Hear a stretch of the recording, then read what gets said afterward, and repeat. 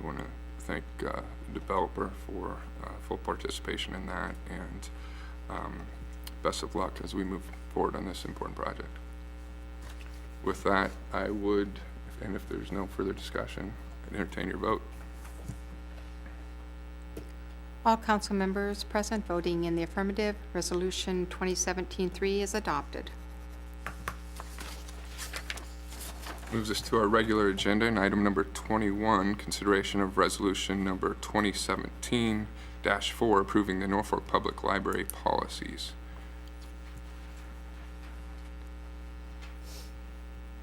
And look for a motion to adopt.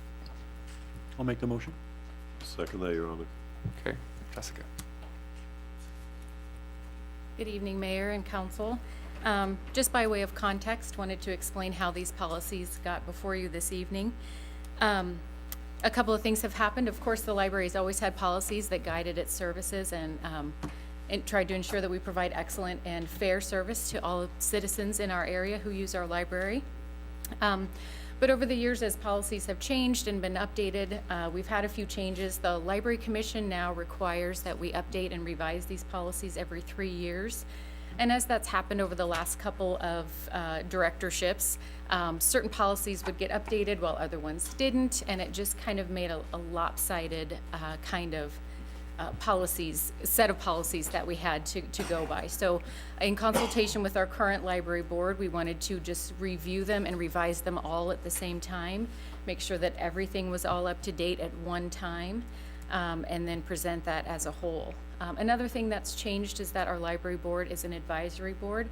It has been for a long time, but they've always been the ones who've helped us develop policy and then they approve it. But as a library advisory board, our current board thought that it was in everyone's best interest to bring that to the city council for your review and consideration, kind of all in one easy to read document. So, are there any questions?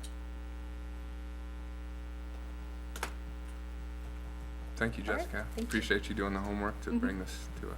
Sure thing. Any discussion from the council? If not, please vote. All council members present voting in the affirmative, Resolution 2017-4 is adopted.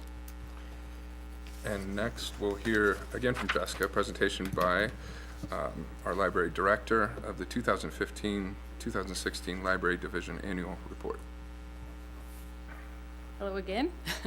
I just wanted to take a minute to share this annual review with you.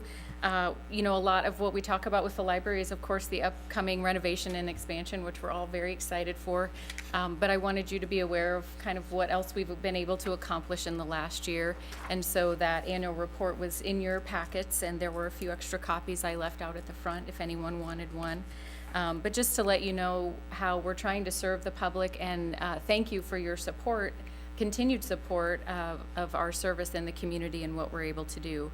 Some of the main things that we focused on last year were improving technology access in education.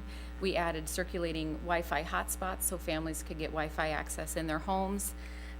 We started tech tutoring classes and continued computer classes, you know, really trying to do a lot, making sure that our citizens have good technology skills that are important for job skills and for education and communication, and just part of the lifelong learning aspect of the library. Of course, we continued to connect our readers and writers and do a lot of humanities-based and literature-based, arts-based programming for folks, and we also worked a lot with kids. We do a lot with early literacy programs. We had great participation in our summer reading program and also our early literacy story times and programs that we do.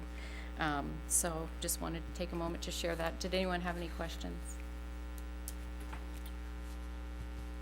I don't think any questions, but again, thank you for bringing that to us, Jessica. And it's understandable. There's a lot of excitement and focus right now on the expansion plans, but it's important for us to remember that you guys have continued throughout this time with your regular services, and in fact, even expanded those programming efforts and services. So, Yeah. thank you for what you do. Thank you. Can I ask her a question? Clint, yes. I have a question. Okay.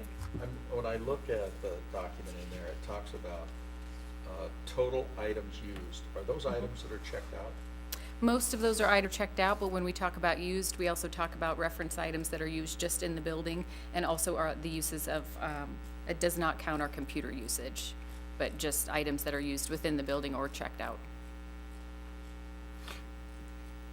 And the hotspot, tell a little bit more about that. When did you start offering these, and how much usage do you get from those? We started offering them in August of 2016, and at that time, we had 4 of them. We had a wait list of 30 people on those 4, and so we decided we had some budget money that we could put towards it, and we added then 6 more. So we have a total of 10 now. We still have a wait list of 30 people, but they're allowed to check it out for 3 weeks at a time, and then they can use that at home or at school or at work, so that they can get high-speed internet connection, and then they have to bring it back, but then they can put their name back on the list. But with a couple more hotspots in the rotation, the waiting list is not quite as long as it used to be, so.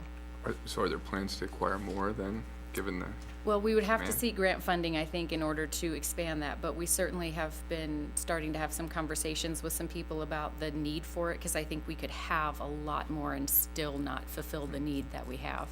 So, we're starting to talk about the possibilities there, yeah. thanks. Thanks.